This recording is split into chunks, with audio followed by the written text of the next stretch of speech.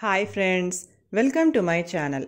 ఇప్పుడు నేను చదివి వినిపించబోయే చందమామ కథ పేరు స్వార్థానికి శిక్ష. మాణిక్యపురి రాజ్యంలో మందరుడు అనే దళాధిపతి ఉండేవాడు. అతను కాపలా విభాగానికి చెందిన భటులపై అధికారి. అతడి ఆధ్వర్యంలో కొంతమంది కాపలా భటులు, వేగువాళ్లు పనిచేస్తూ ఉండేవాళ్ళు.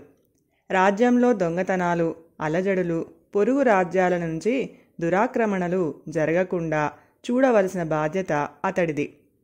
మందరుడు చాలా స్వార్థపరుడు. తన కింది వారి పట్ల బొత్తిగా దయాదాక్షిణ్యాలు లేనివాడు. వాళ్ళు ఉద్యోగ బాధ్యతల్లో ఏమైనా విజయం సాధిస్తే అది తనదిగా చెప్పుకొని రాజు నుంచి మన్నన, బహుమతులు పొందుతూ ఉండేవాడు.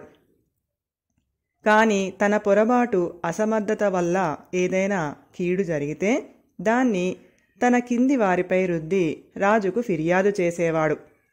ఒకసారి నగర తూర్పు ద్వారం వద్ద కాపలా ఉండే భటుడు ఒకడు శత్రుగూఢాచారిని పట్టుకొని దళాధిపతి అయిన మందరుడికి అప్పగించాడు. మందరుడు భటుణ్ణి మెచ్చుకొని పంపించి వేసి రాజు దగ్గరికి పోయి, మహారాజా, రాత్రి నేను తూర్పు ద్వారం వద్ద మారువేషంలో నగరంలోకి ప్రవేశిస్తున్న శత్రుగూఢాచారిని పట్టుకున్నాను. మన కాపలా భటులు తమ విధి నిర్వహణలో అంతగా శ్రద్ధ కనబరుస్తున్నట్టు లేదు అన్నాడు. ఆ సంగతి తెలుస్తూనే ఉంది. దళాధిపతివైన నువ్వే స్వయంగా శత్రుగూఢాచారులను పట్టుకోవలసిన పరిస్థితి ఏర్పడిందంటే ఇక ఆ కాపలా భటులు ఏం చేస్తున్నట్టు?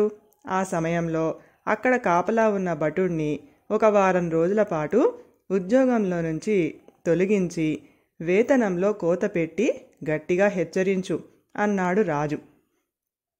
తర్వాత ఆయన మందరుడి ఉద్యోగ నిర్వహణ పట్ల సంతృప్తి వెల్లడిస్తూ నిండు సభలో అతన్ని గొప్పగా సన్మానించాడు.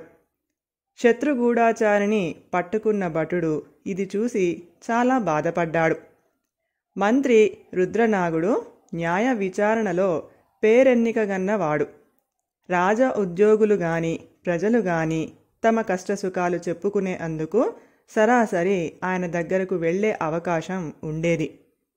కాపలా భటుడు ఆయన దగ్గరకు పోయి తనకు జరిగిన అన్యాయం గురించి వివరంగా చెప్పుకున్నాడు. మంత్రికి లోగడే మందరుడి స్వార్థబుద్ధిని గురించి కొన్ని వార్తలు అందాయి. కానీ తన దగ్గరకు వచ్చి అతడిపై ఫిర్యాదు చేసేవాళ్లు లేకపోవటంతో చేసేది లేక ఊరుకున్నాడు. ఆయన ఖైదులో ఉన్న శత్రుగూఢాచారి వద్దకు తన నౌకరును పంపి నిజంగా జరిగింది ఏమిటో తెలుసుకున్నాడు. ఆయన భటుడితో, నువ్వేమీ విచారించకు, నీకు న్యాయం జరిగేలా చూస్తాను. పోతే వారం రోజుల తర్వాత నువ్వు తిరిగి ఉద్యోగంలో చేరగానే చేయవలసింది ఇది అంటూ భటుడికి ఒక పథకం వివరించి పంపేశాడు. వారం రోజులు గడిచాక భటుడు మరొక శత్రుగూఢాచారిని పట్టుకొని దళాధిపతి మందరుడికి అప్పగించాడు. మందరుడు చాలా సంతోషించి భటుడికి వేతనంలో కలిగిన నష్టాన్ని తాను భరించగలనని చెప్పాడు. రాజు నిండు కొలువులో ఉండగా మందరుడు శత్రుదేశ గూఢాచారిని ఆయన దగ్గరకు తీసుకుపోయి, మహారాజా, వారం తిరక్కుండానే మరొక శత్రుగూఢాచారి మారువేషంలో మన నగరంలో ప్రవేశించాలని ప్రయత్నించాడు. కాపలా భటులు తమ ఉద్యోగ విధుల్ని సక్రమంగా నిర్వర్తించడం లేదు. రాత్రి తూర్పు ద్వారం దగ్గర కాపలా భటులు ఏపాటి జాగ్రత్తలో ఉన్నారో తెలుసుకునేందుకు వెళ్ళాను. వాళ్ళు ఈ శత్రుగూఢాచారి నగరం ద్వారం దాటి లోపలికి రావడం గమనించనే లేదు. ఆ కారణంగా నేనే ఇతన్ని పట్టి బంధించవలసి వచ్చింది అన్నాడు.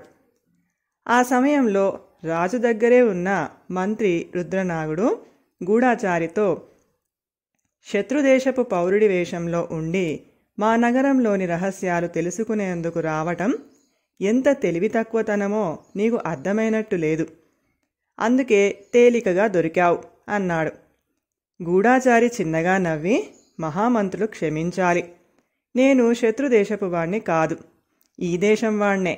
పొరుగు దేశపు వాడి వేషంలో పోయి గూఢాచారి పనులు నిర్వర్తించుకొని తిరిగి వస్తున్నాను. నేను ఎవరైంది తూర్పు ద్వారపు కాపలా భటులకు తెలుసు అన్నాడు. ఈ మాటలు వింటూనే రాజు మందరుడికేసి కోపంగా చూస్తూ ఇదంతా ఏమిటి అన్నాడు. మందరుడు భయంతో వణికిపోతూ తల వంచుకున్నాడు. మంత్రి రుద్రనాగుడు అతడితో లోగడ శత్రుగూఢాచారిని స్వయంగా పట్టుకున్నానంటూ అబద్ధాలు చెప్పి రాజుగారి నుంచి బహుమతులు తీసుకున్నావు. కాని అతన్ని పట్టుకున్నది కాపలా భటుడు.